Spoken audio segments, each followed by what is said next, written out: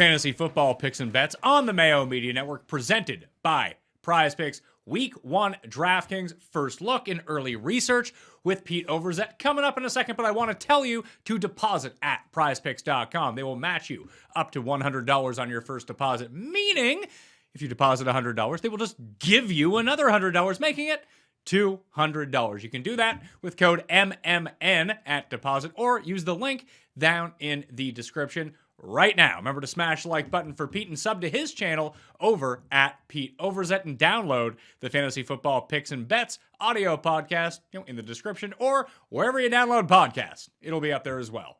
Enjoy.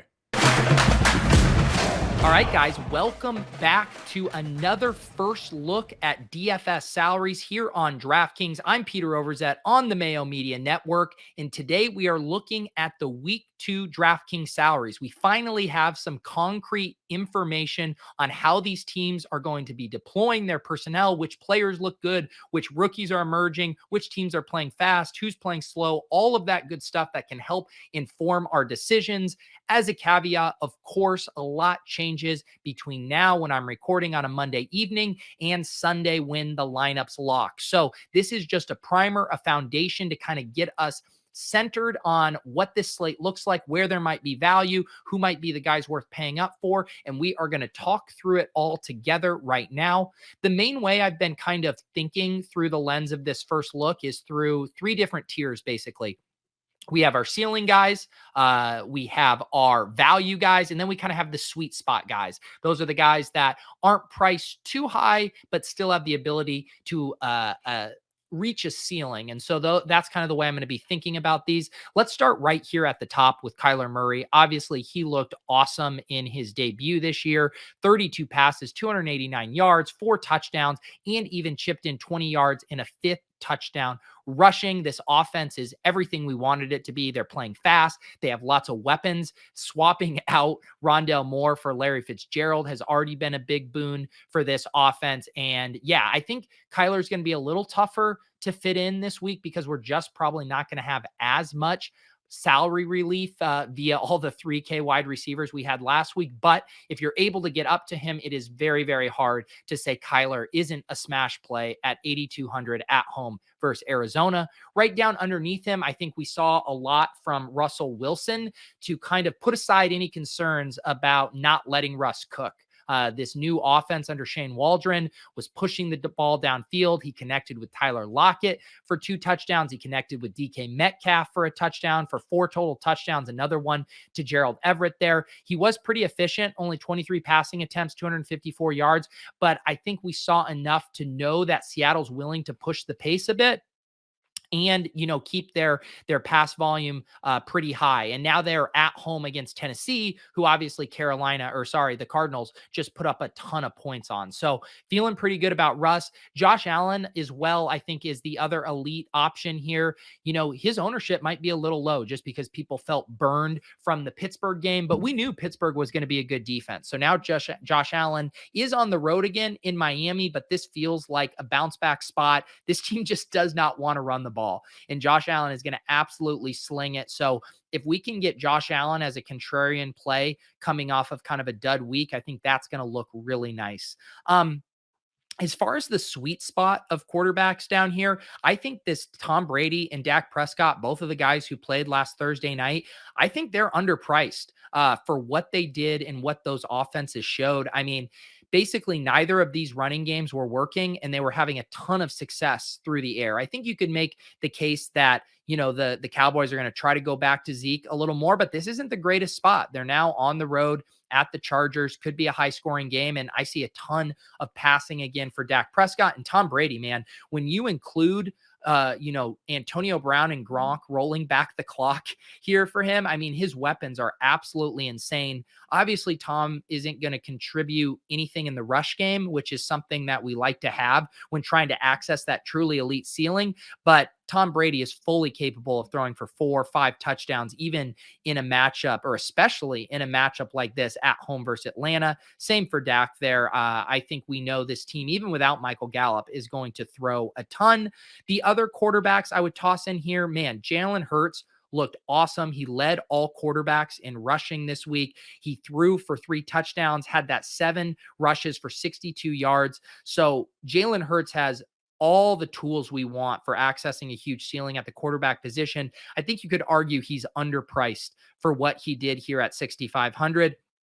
I think he's probably going to end up being one of my favorite quarterback plays on the slate at home against San Francisco. People might be scared off from this red opponent rank here in the system, but I mean, Jared Goff just hung a ton of points on Philadelphia there in garbage time. So Jalen Hurts just gives us multiple ways to win through the air, on the ground. I like Hurts a lot. Also down here, Stafford, I don't believe his price was baked in from the Sunday night football game. I believe the salaries were coming out before then. He feels underpriced to me here at 6,400. That offense just looking very efficient. He threw for 321 yards, 3 touchdowns in that win over the Bears. And then I think you could say he even gets a softer matchup here against the Colts, who Seattle just had a ton of success passing on. So Matt Stafford is going to be a very solid option, similar to Tom Brady, not going to give us anything on the ground, but fully capable of throwing 3, 4, and in ceiling outcomes 5 touchdowns.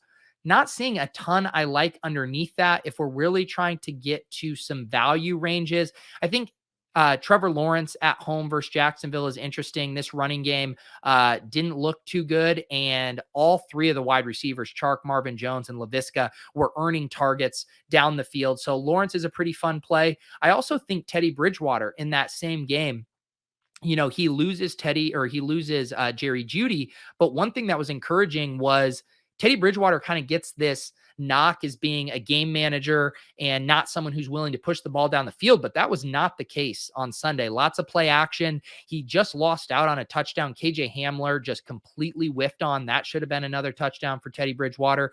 And the weapons are still good here, even without Jeudy. Tim Patrick steps in and looks solid. You got Hamler, you got Sutton, you got Noah Fant. So I think Bridgewater's kind of a sneaky quarterback. And then, the cherry for him is, Tyrod Taylor just lit up this Jacksonville secondary. They legitimately might be the worst secondary in football. Obviously a 1-game sample size, but man, if the Texans are rolling on you, you probably have issues. So Teddy Bridgewater here at 5,400. I'm not seeing any, vomit plays here at quarterback. I would say 2 things to pay attention to is both Justin Fields at 5,000 and Trey Lance at 4,800. They both got on the field in week 1. You can tell their coaches are chomping at the bit to get them out there. If we get a surprise start from one of these guys, and I don't even think it would be that surprising. If these coaches are already willing to use them in high leverage scenarios, why wouldn't you be willing to use them for the full game? So if we happen to get a Fields or Trey Lance start, I think they become the best plays on the slate, because then they're basically arbitrage Jalen Hurts, right? Where they're giving us the rushing and they also have the high ceiling with the solid offenses. And then you're getting them at 5,000 and 4,800. So I'm pretty excited about those rookie quarterbacks if they get a shot.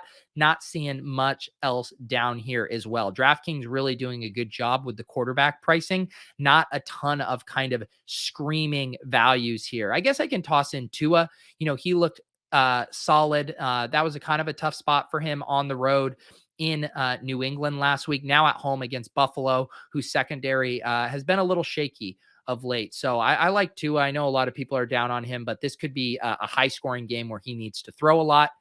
Let's jump over to the running backs. I am going to take a sip of water because I am talking like this and I need a break. So at the top, we have Christian McCaffrey, and absolutely no surprise there. His price hasn't even jumped a ton. I believe he was at 9,200 or was it 9,400 last week? Regardless, not a huge jump. And what McCaffrey did this week is absolutely insane. He ended up with over 25 DraftKings points, and he didn't hit either of the bonuses, but he did it because he had 98 yards rushing and he caught 9 balls for 89 yards. It's just an absolutely insane workload for Christian McCaffrey. And these bonuses are coming. The touchdowns are coming. It's absolutely absurd what he's willing to do. I think it'll be interesting from a slate dynamic perspective to see if we get some punt plays in some cheaper guys that allow us to get up to McCaffrey. But I'll tell you right now, if you're getting up to Kamara or Cook, I mean, I just want to find the extra money to get up to McCaffrey because he just gives you everything you're hoping for from those guys with so much more safety and so much more ceiling. So McCaffrey, an awesome play. You don't really need me to tell you that. I think Alvin Kamara, again, is extremely viable. That was a weird game for the Saints. They're kind of blowing out the Packers. I think in games where they get down or it's closer, we might see a lot more Alvin Kamara checkdowns. I think this Carolina game has some shootout potential. So I like Kamara at 8,800. I think he's in that ceiling territory. And I'm also going to toss Nick Chubb in here. Nick Chubb had a great game against Kansas City. He rushed the ball 15 times, 83 yards and 2 touchdowns, also had 2 targets for 18 yards. I mean, that's about what we can start to expect for Nick Chubb. Obviously, the touchdowns, there's variance with that, but that kind of workload, 15 to 16 touches, 2 to 3 targets. And then on top of that, this week, you're in a plush matchup at home against Houston, who, again, looked good in week 1, but they were playing the Jags. This is now a much stiffer test. We know Cleveland wants to run the ball. We know Nick Chubb is one of the best pure rushers in football. I think this is a really nice spot for him. My only concern is if the ownership gets a little out of hand, then we start to worry about these guys that don't catch a lot of passes. It's kind of how I feel about Dalvin Cook, how I feel about Derrick Henry, and how I feel about Nick Chubb. I know someone was chirping me in the comments last week for talking about, Nick Chubb Dalvin Cook not catching a ton of passes. He did have 6 catches last week, but he, unlike the McCaffrey and the Kamaras and the Ecklers, he's doing most of his work through the receiving game. So I just get a little nervous with those guys when they are priced up and catching a ton of ownership, which Nick Chubb might. I would say down here in this sweet spot, we're kind of starting to look for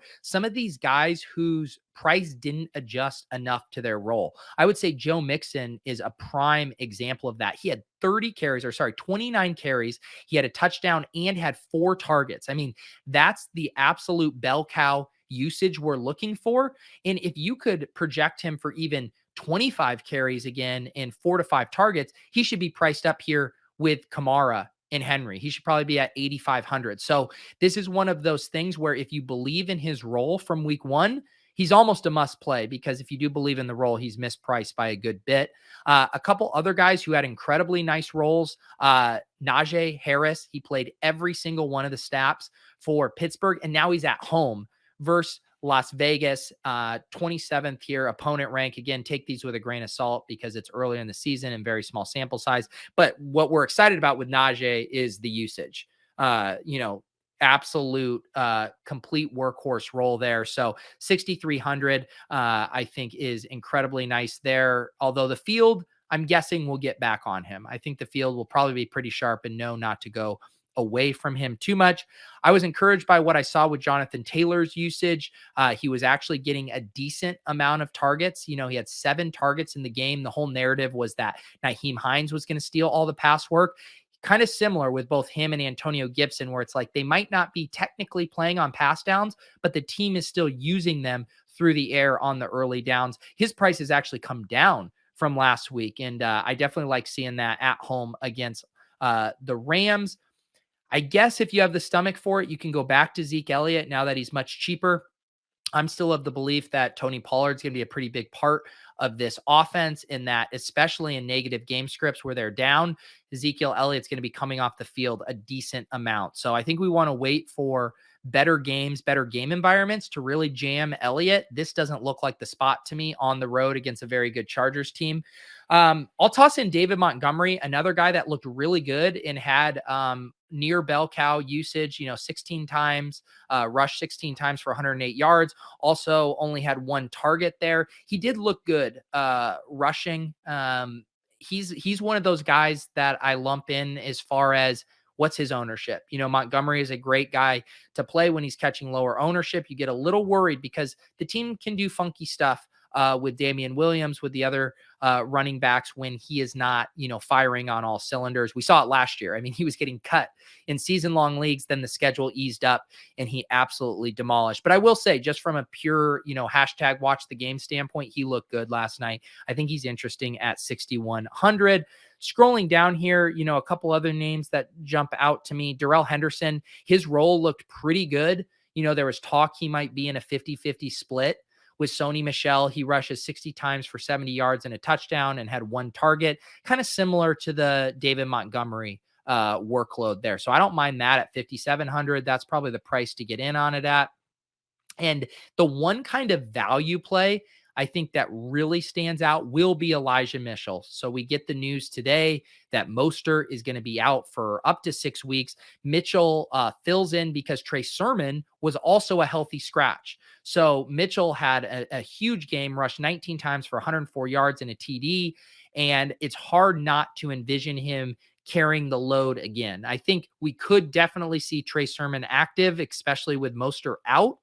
But I mean, Elijah Mitchell seems to have earned this role. They liked him over Sermon heading into this game. He proved himself in this game. So I don't know why they would go away from Elijah Mitchell. I'm guessing he's going to be extremely popular at 5,000, probably a staple for cash games. And we'll have to see for tournaments where his ownership settles. The only other guy that kind of stood out to me way down here would be Chase Edmonds. He didn't have the, kind of the full backfield to himself. James Conner was getting a lot of those short yardage carries, but he did finish with 4 receptions for 43 yards. He is their pass catching back. He's their up tempo back. And I think the Cardinals are going to be fairly fun and fairly up tempo this year. So Chase Edmonds, I think you got to pick your spots with him, but at this price tag, this offense at home on the fast track there, he's pretty intriguing to me as a tournament play. I don't know if I can go much grosser than that. I've been scrolling. I can't find a ton that I like down here, but who knows? Who knows what will open up later in the week, but those are the guys I'm eyeing right now. Let's head to wide receiver. I mean, the ceiling guys, we know it. DeAndre Hopkins, 2 touchdowns last week, looked awesome with Kyler. Diggs in a bit of a quiet game last week versus the Steelers. I'm ready to go back to Stephon Diggs at 7,700. He has an immense ceiling, probably the highest ceiling of anyone on this slate, honestly. And then when you adjust for price as well, he looks like he is very attractive. DK Metcalf, of course, we know what he can do. Calvin Ridley and the Falcons were, they have a little bit of implosion potential, but he still had 8 targets there. But we just know that this team can fall apart at any moment. And so there is implosion risk for Calvin Ridley. But I would say these 4 guys at the top are guys with just that insane ceiling when you combine the explosive playmaking ability with a high target share. When we get down into the value range here, there's some names, the sweet spot range, similar to the Dak Prescott and Tom Brady guys being undervalued. I feel like a few of these guys that played on Thursday night, Amari Cooper, Chris Godwin, and CeeDee Lamb, I feel like these guys are underpriced. I mean, we now no longer have Michael Gallup, and you're telling me CeeDee Lamb at 6,400, who had 15 targets last week, to me, that just looks like an absolute great spot to play CeeDee Lamb. Amari Cooper, I believe it was the most targets he's had in his career. He had 16 targets last week. I mean, now you clear out Gallup, and I think Lamb and Amari are going to be number 1 wide receivers in this offense. I also can't help but notice Deebo Samuel here at 6,700. Weird stuff going on with Brandon Ayuk. Barely saw the field, had a 0 fantasy points in that game. The coaches were saying he was still maybe dealing with his hamstring injury. But man, Deebo Samuel eclipsed a 50% target share in this game. And I don't see any reason to go away from him until we see something different from Ayuk. So him sitting here at 6,700, I think is pretty nice. As far as some of these other guys, I think like Matthew Stafford, I think Cooper Kupp is undervalued here at 6,000. He had a great game on Sunday Night Football, 10 targets, 108 yards, and a touchdown. He is the main receiver there and should probably be priced up more in the 7,000 range. I also love DJ Moore. DJ Moore had a great game.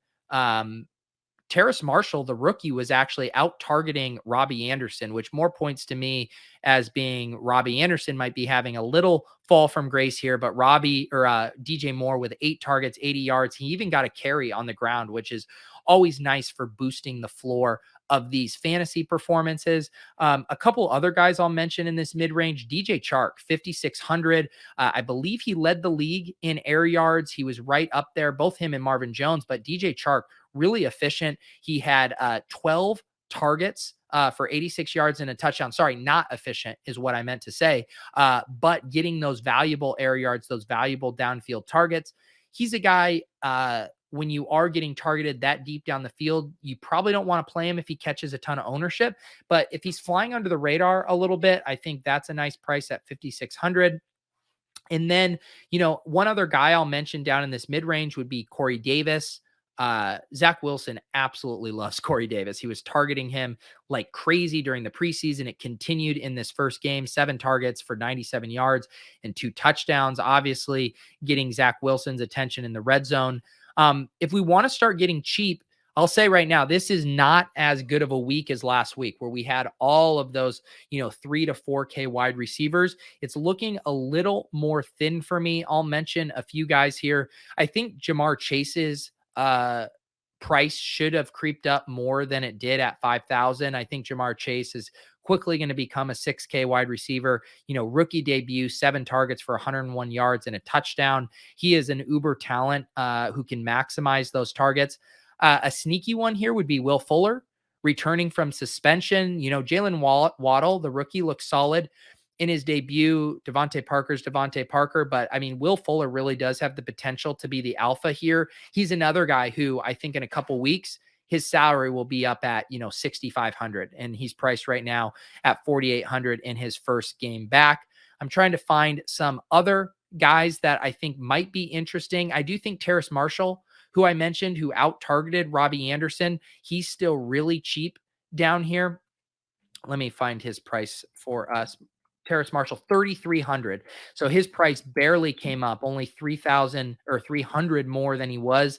And I think his role points to a salary that should be higher than that. I mentioned KJ Hamler earlier when talking about Teddy Bridgewater. He's here at 3,800. He dropped a touchdown in his lap last week, but the point is he's getting these valuable downfield targets, and now they lose Jerry Jeudy. There's room for him to see a few more targets. He has that kind of boom bust profile we love in tournaments. So KJ Hamler is interesting to me as well. And of course, I got to mention my guy, Rondell Moore. He also had a near touchdown. He got held in the red zone. He was going to be wide open on a pass from Kyler. Instead, it ends up being a penalty, but he still finishes with 5 targets, 68 yards, and he was also returning kicks and punts. So a little chance for him to bink a return touchdown as well. But yeah, like I said, down here in this, sub 3,000 range, it's not as juicy as last week. I mean, you could go back to the Elijah Moore well if you feel like it. Van Jefferson had a touchdown last week. But man, it's a little more thin outside of, Terrace Marshall, who I do like a decent bit. Quez Watkins, I should say, is also interesting here. He's been, playing a ton of snaps with that first team offense. He's in 3 wide receiver sets with Jalen Reagor and Devonta Smith. So I think Quez Watkins is a little interesting there versus the 49ers, but probably not a week where we're going to be able to just fully punt it off at wide receiver. Let's wrap up here with tight end, which is always one of the more thin positions on the slate. We don't have a Kelsey here. We don't have a Mark Andrews here. Darren Waller is going to be the best play, at least from a pure projection standpoint, but you got to pay up for it. 7,600 is nothing to sneeze at, and on the road in Pittsburgh. George Kittle, it's the same deal with George Kittle. He always has that elite ceiling, but he hasn't been finding the red zone or the end zone. He had caught 4 balls for 78 yards. He also did lose that fumble. Kittle's a guy where we might, at this price tag and kind of a ho-hum performance in week 1, I could see him really popping off this week as a GPP play.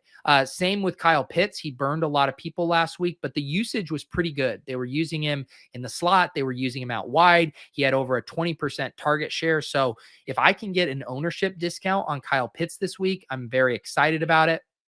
I think some of these guys in my sweet spot range, Goddard with Zach Ertz dealing with a groin injury is pretty interesting. Gronk, I mean, you can't count on the touchdowns, but he had 8 targets.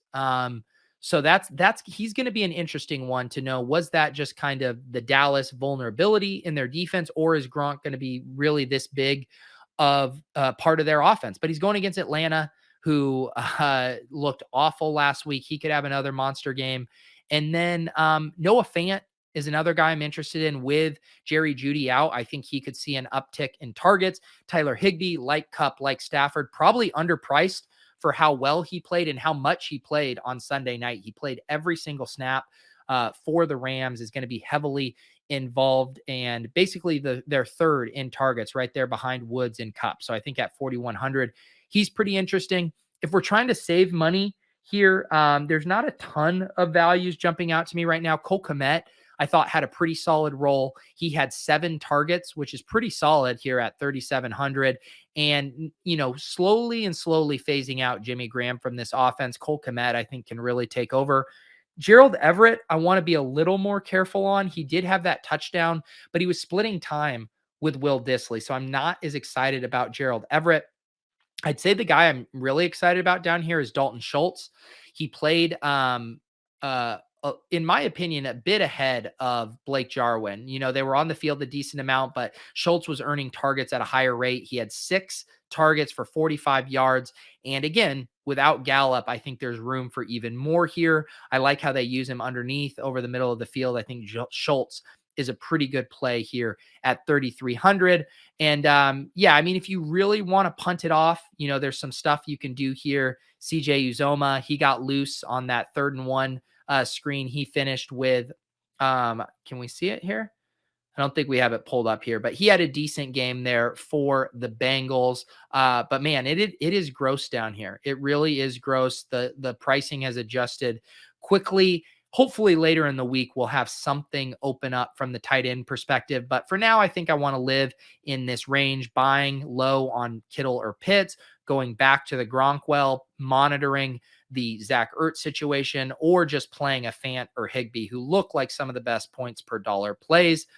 I don't have too many defensive takes for you right now. I'm normally playing it cheap at defense. I do think there's some interesting stuff here. The Jets at home versus Mac Jones in his second start at 2,200 looks pretty good. The Eagles at home versus Jimmy Garoppolo looks pretty good. So there's some stuff we can do here. If you don't want to buy the Jameis Winston first week, Carolina at home versus Jameis, probably not too bad.